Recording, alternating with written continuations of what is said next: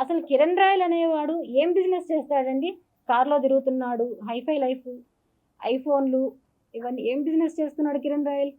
అసలు ఎవరు కిరణ్ రాయల్? ఏంటి నీ యొక్క లైఫ్ ఏంటసలు? అమ్మాయిల్ని మోసం చేసి, ఆ డబ్బులతో లగ్జరీగా బతికే కుటుంబం నీది. నేను గూడా బతికానండి. ఎవరి డబ్బులు కాదు. మా ఆస్తులు మేము అమ్ముకొని, మా డబ్బులతోనే మేము బతికాం. వాడలా కాదు. పరమ నీచుడు. అంటే పరమ నీచుడు.